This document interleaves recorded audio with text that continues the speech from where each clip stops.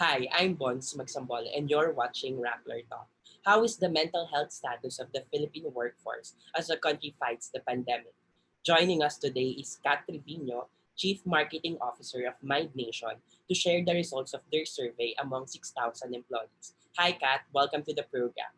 Before we start the discussion, can you describe or can you tell our viewers what is Mind Nation? Okay. Again, so hi, I'm Kat Trevino. I'm the Chief Marketing Officer of Mind Nation. Mind Nation is a mental health and well-being organization.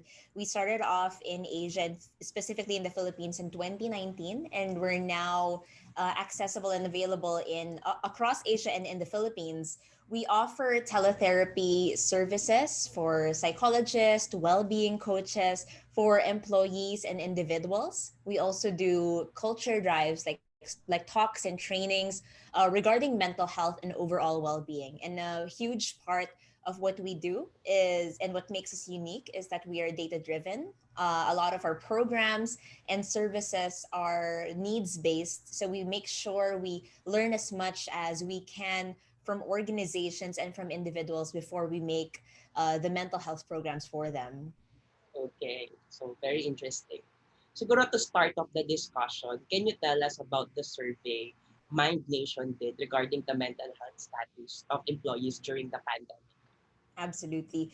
So as mentioned, our because we are needs based, we do these surveys regularly with our partners, with those that are also looking to understand their culture, their their organizations in full. And so Mind Nation gathered a survey of more than 6,000 full-time employees in the Philippines from September 2020 to April 2021 regarding their well-being during the COVID-19 pandemic, including how they've been coping at work, effects of their well-being, to the overall company success and their productivity. Okay, so very interesting among 6,000 employees. Yes. So what did you find out in the survey? Can you tell our viewers the main findings? Right.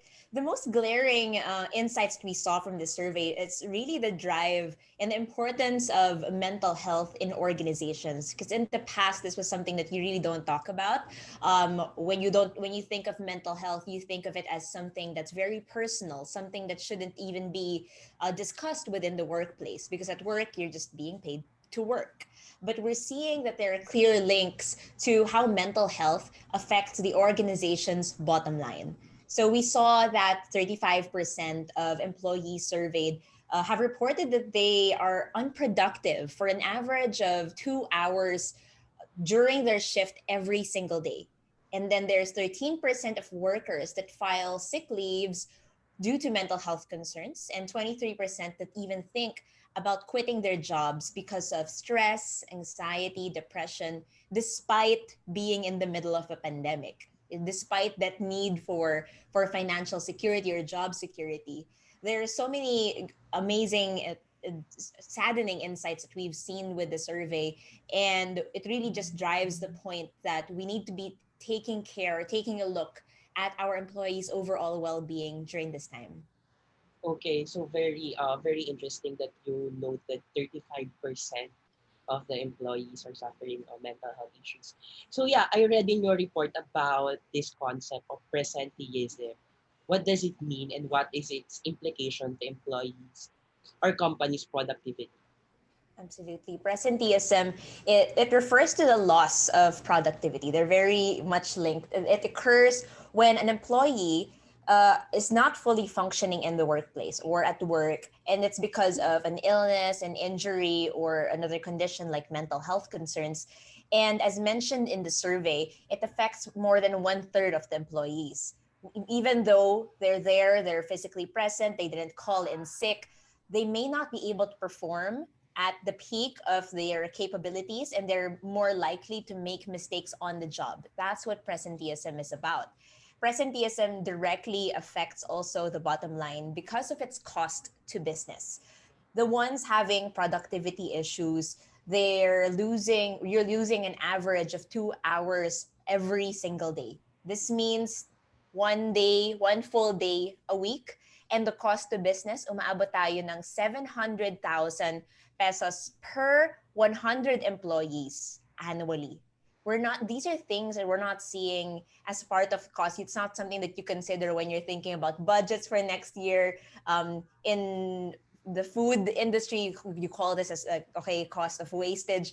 But these are things that are only arising now because of mental health concerns. And usually, the way that organizations will see this is, okay, I'll just micromanage, or I'll just give employees more work to avoid this presenteeism. But 46% also note that they're feeling overworked. So just micromanaging them or simply adding more work to them will just drive them to feel more drained, more at risk to more serious mental health concerns. So, and also increase the likelihood of making mistakes on the job. So, pushing employees to do that will not be good and will only risk to more severe and more serious mental health and even physical concerns.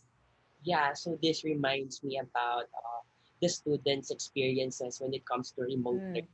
So merely they're just complying, not learning at all. Yeah. So for my next question, your survey also revealed that mental health status of Filipino workers declined amid the pandemic.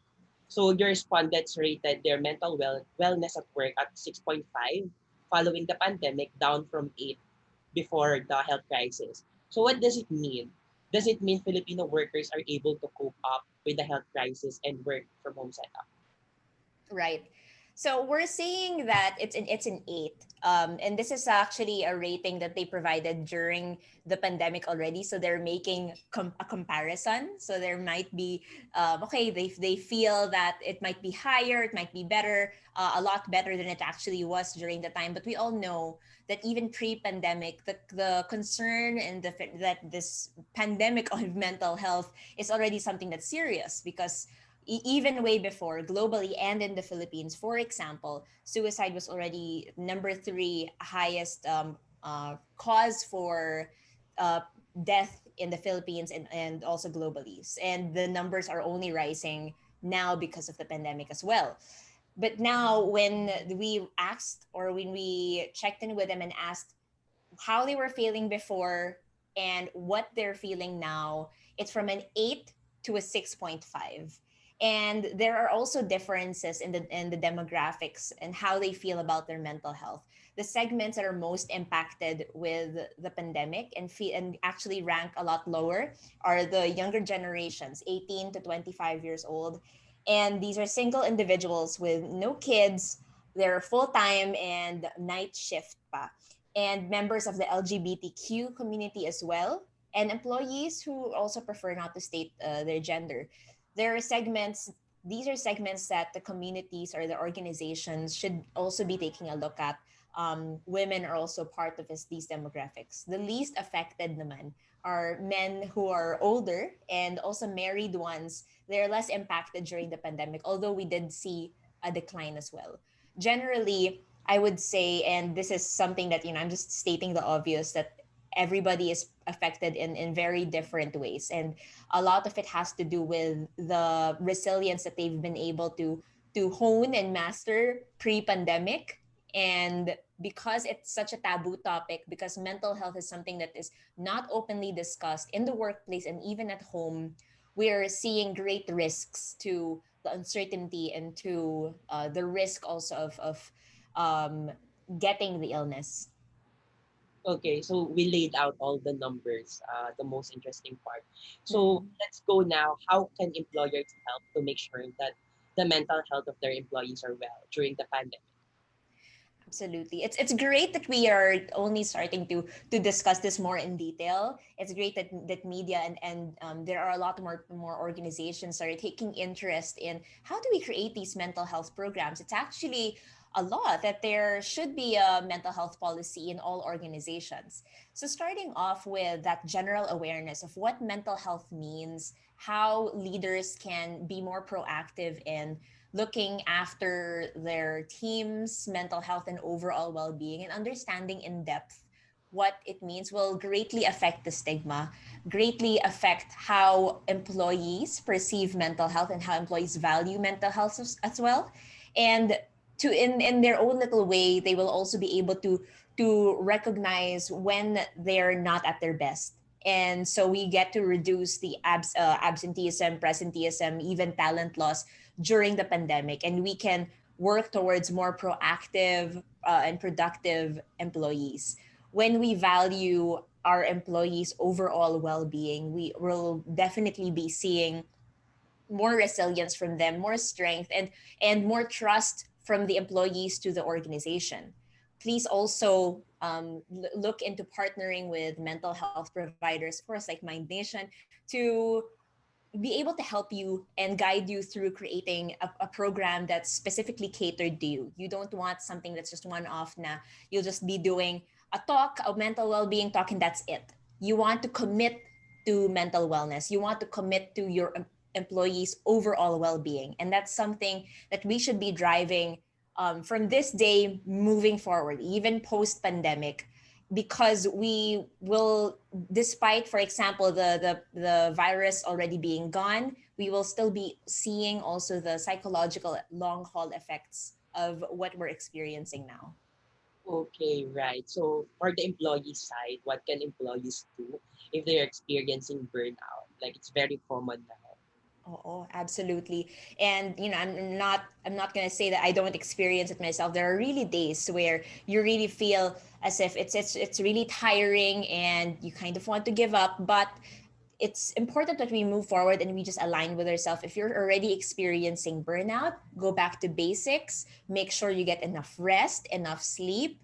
There is nothing in this world that's more important than your health. And when you don't take care of your mental health, when you don't take care of your overall all well-being, there have also been studies that have proven that it connects and it relates to even your immunity, your physical health as well. So go back to basics, make sure you rest, you recuperate, and be aware, be an advocate for your own health and for your own safety. Make sure to disclose with your boss, with your organization, if this is something that you're unable to cope with. Leaders should be able to recognize and know and respect when their employees open up to them about their mental health concerns or that they're experiencing burnout. It's not something that you joke around about anymore. And if by any chance you want to learn more, we actually do have mental health programs, and we have mental health talks that we're going to be doing within Mind Nation, leadership programs like items that are happening, an event that's happening this Friday with our leaders in the workplace. It's a CEO boardroom. We gathered CEOs from all over the region to talk about how they're doing mental health policies, how they're taking care of employees with burnout or with mental health concerns. So, learning as much as you can and being open to talking about it, being open and releasing that stigma are great ways to just let go and understand and treat your employees better as well. Okay, so that's very interesting insight. So to wrap up our discussion, Kat, what can everyone do to make sure that that they are okay and healthy, especially their mental health in this time of the pandemic? It's important that we are aware and are grounded when we're feeling fearful or anxious or to a point even depressed. It's always because of a fear of a future or maybe something in the past that has happened, that it's never in the now.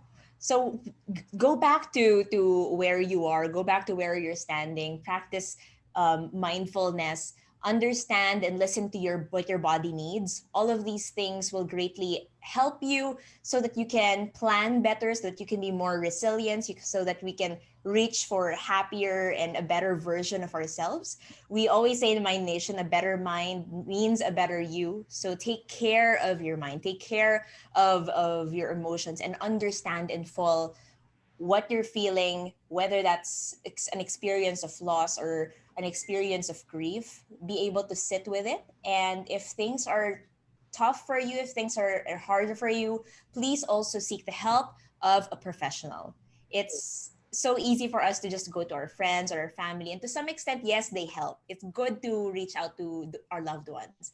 But we have professionals, just like how in physical ways we go to a doctor, we also go to psychologists or well-being coaches so that we feel healthier in mind, body, and spirit.